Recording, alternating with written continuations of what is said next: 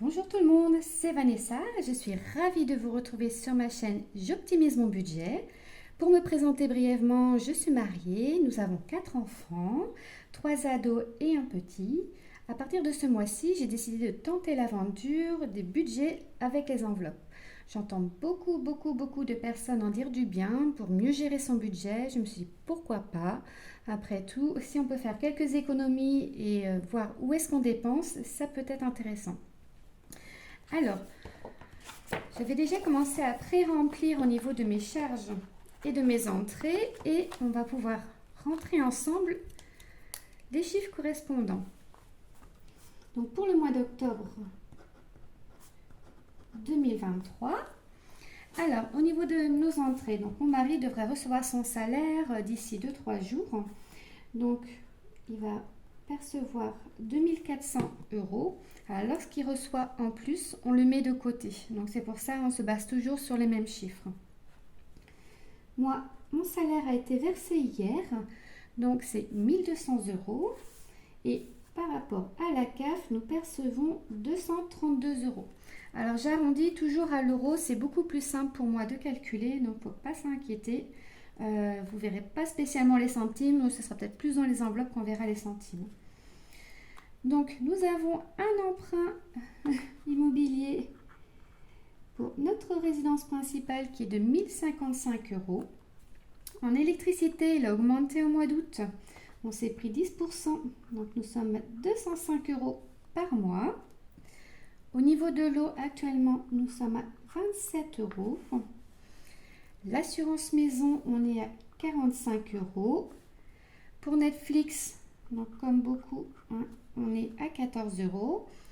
Au niveau des téléphones, nous avons 5 téléphones avec forfait internet et nous n'avons pas de box. Donc 80 euros pour les 5 forfaits. Au niveau de la complémentaire, donc ces charges sont toujours pareilles au niveau d'un mois à l'autre. Nous en avons pour 63 euros. Après, au niveau de l'assurance décès, nous en avons pour 22 euros par mois. La carte bancaire, 12 euros. Nous avons les poubelles ce mois-ci. Donc, on va devoir régler 80 euros. L'année prochaine, je vais essayer de voir pour le budgétiser mensuellement. Au niveau des voitures, nous avons 3 véhicules, dont une voiturette pour nos ados. Et c'est ce qui nous coûte le plus cher en assurance. Donc, nous avons 179 euros d'assurance mensuelle pour nos voitures. Concernant l'école des enfants, donc nous avons 4 enfants, ils sont en école privée, j'en ai 3 qui mangent à la cantine et il y a 2 voyages scolaires, ce qui représente un total de 530 euros par mois. Au niveau des impôts, nous avons 69 euros d'impôts et la vapote, on est à 100 euros. Voilà, alors au niveau du total de nos revenus, 2400 plus 1200 plus 832. Alors, nous percevons pour pouvoir tenir le mois 4432 euros.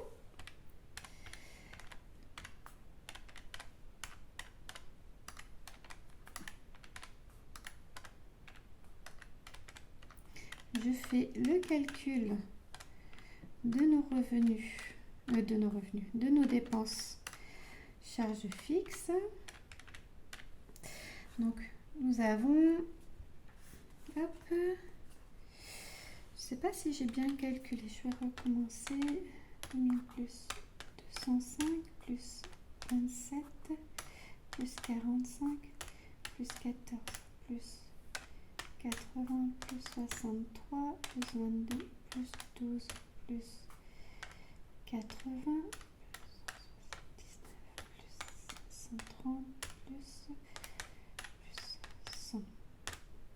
Ok, d'accord. Donc j'avais dû faire une erreur tout à l'heure. Donc on est à 2481. Ça me paraissait pas assez 2002. J'ai dit j'ai dû oublier quelque chose par rapport à ce que j'ai l'habitude de faire. Alors nous, on travaille quand même assez loin de la maison. C'est ça de vivre en campagne. Donc généralement pour le mois avec mon mari et moi, on en a pour 450 euros de gasoil. Donc ça reste des dépenses aléatoires si on travaille ou pas. Au niveau de l'alimentation, Donc pour ce mois-ci, je vais budgétiser 850 € parce que nous avons des vacances scolaires. Alors, on va faire le total des charges variables. Donc on est à 1300 € de charges variables. Donc j'adore ce cahier parce que franchement, il y a juste à remplir. On met nos charges fixes. Enfin, voilà, c'est formidable. Nos charges fixes, les dépenses, tout y est. Alors, total des charges fixes et variables. Alors, 2481 plus 1300. Je fais mes devoirs. 3781 €. Après, alors, ce mois-ci, donc nous, on n'a pas de dette ni de crédit en cours, hormis le crédit immobilier. Cependant, j'ai l'orthodontiste de ma fille et c'est un appareil spécial, il n'est pas énormément remboursé. Donc on règle tous les trimestres 276 €. On est bientôt sur la fin, hein, c'est l'année prochaine. Mais je sais que ce mois-là, j'ai 276 € qui partent. Voilà. Au niveau des épargnes également, on met 200 € d'épargne par mois de côté pour, voilà, pour faire par rapport aux aléas de la vie, un changement de véhicule ou autre. Ça va pour un changement de véhicule prochainement. Et tous les mois, on met 60 € sur le compte des enfants. Alors avant, on mettait un petit peu plus. Cependant, on a fait le choix de financer les permis des voitures des enfants. Donc, on en est déjà à la deuxième conduite accompagnée. Donc, on a réduit de 5 € en fait. Au lieu de mettre 20 € par enfant, on met 15 € par enfant par mois sur leur compte. Alors, au niveau donc, des charges variables, donc voilà, on va reprendre le tableau. 1300 € de charges variables.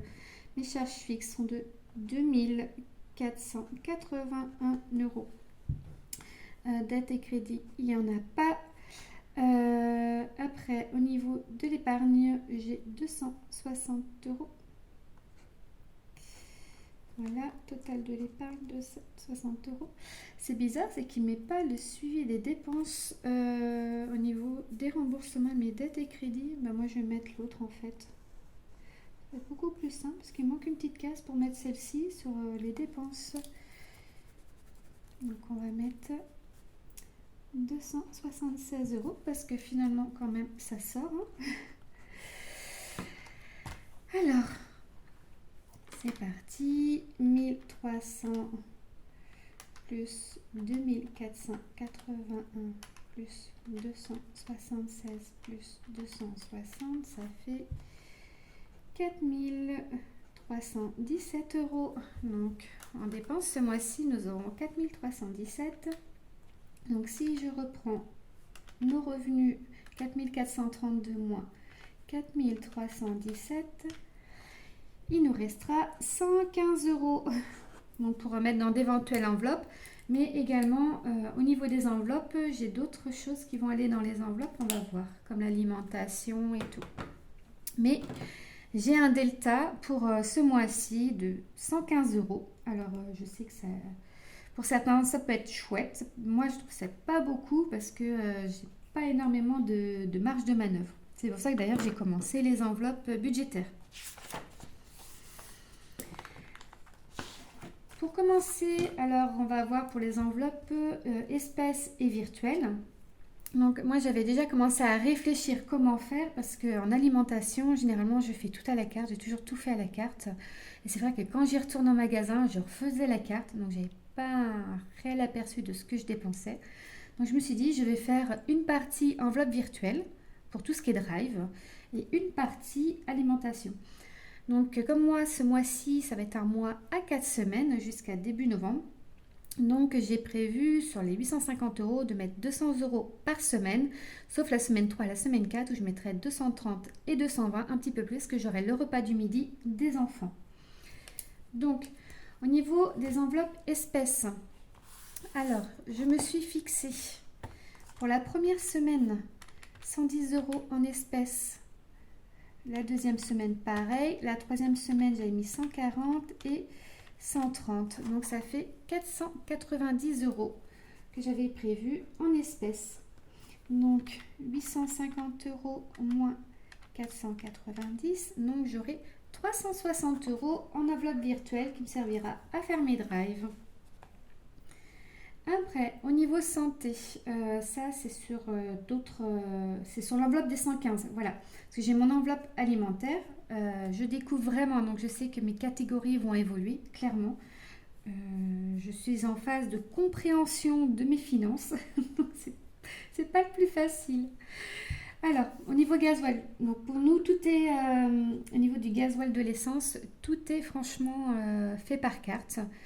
Nous, les stations essence de notre côté sont ouvertes certains jours à certaines heures. Enfin voilà, pour vous dire, moi j'y suis jamais quand c'est ouvert.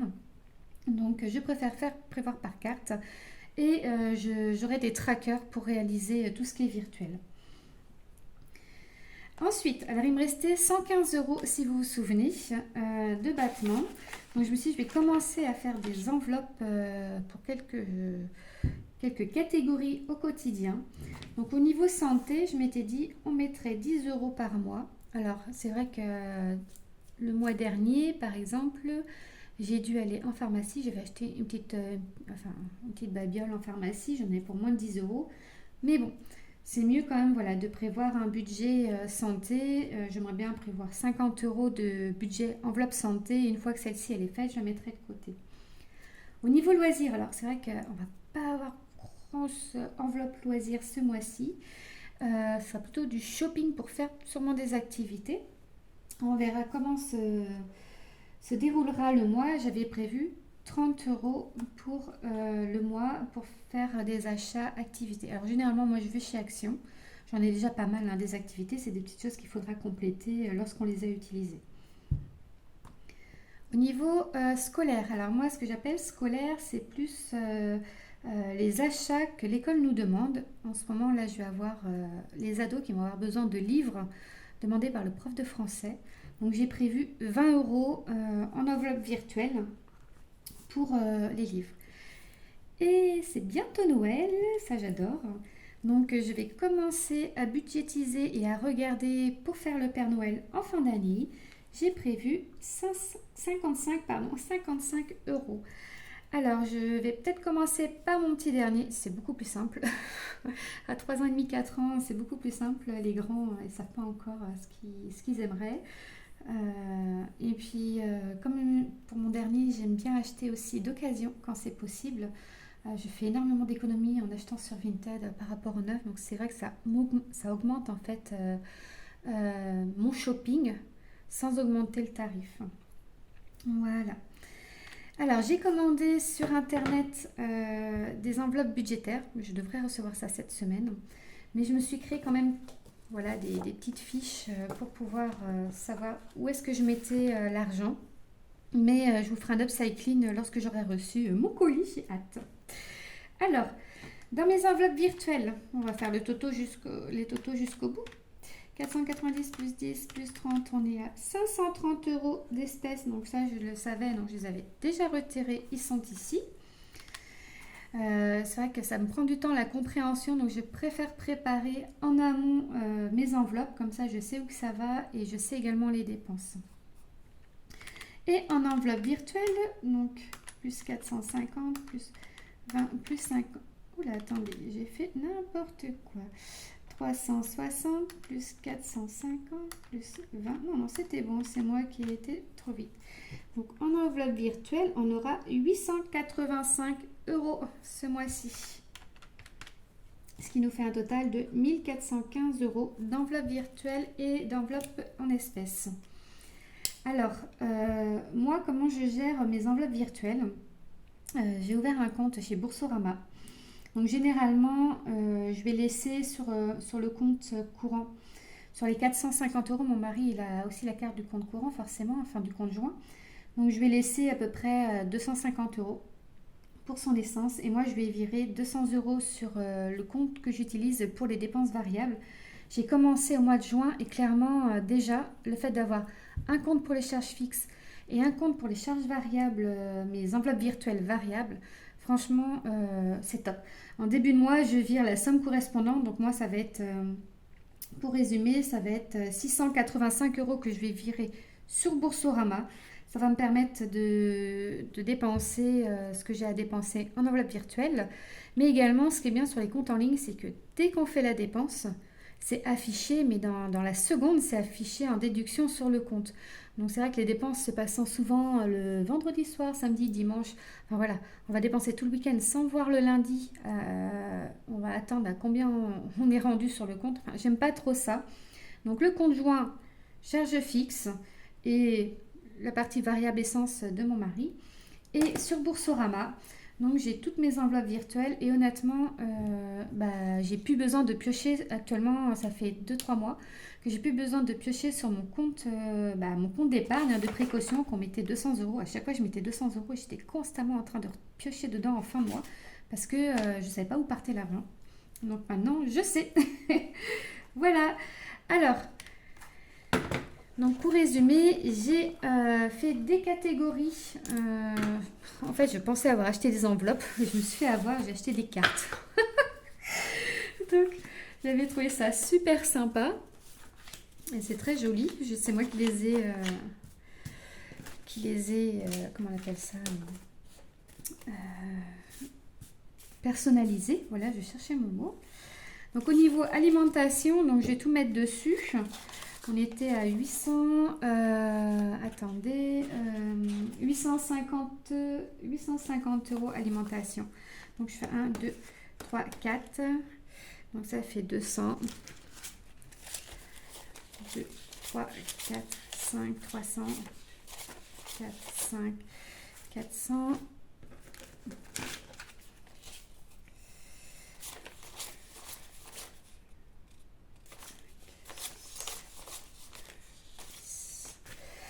J'étais à 850, mais c'est pas mon enveloppe virtuelle, c'était 490. Vous voyez, hein, quand c'est les débuts, 100, 200, 300. Hop, 1, 2, 3, 4, 5. 1, 2, 3, 4, 5. On est déjà à 400. 1, 2, 3, 4, 5, 6, 7, 8, 9. Voilà, je suis à 490. Je vais reprendre mon livre parce que j'avais noté toutes les enveloppes virtuelles. Je vais le mettre ici parce que sinon, de tête, j'ai déjà oublié. Au niveau santé, moi j'avais une enveloppe à 10 euros. Au niveau loisirs, j'avais prévu 30 euros. Et là, j'ai dû oublier les 20 euros. Et voilà, donc les enveloppes, tout le reste là, ça c'est des enveloppes virtuelles. Donc je ferai mes trackers. Et cette semaine, lorsque je vais recevoir, normalement je devrais recevoir ça mercredi ou jeudi. Donc moi mes enveloppes commencent jeudi réellement. Donc je vais pouvoir les mettre dans les bonnes enveloppes et je vous ferai une ouverture de colis en face de vous. Voilà, bon, évidemment, la vidéo n'est pas parfaite, c'est normal, je débute, je ne cherche pas à être parfaite, je cherche simplement à vous partager mon quotidien dans la gestion budgétaire avec une famille de 4 enfants. Donc voilà, je vous remercie et puis je vous dis à cette semaine pour le suivi de tout ça et le remplissage des enveloppes dans le vrai classeur budgétaire. Merci, salut, bye bye.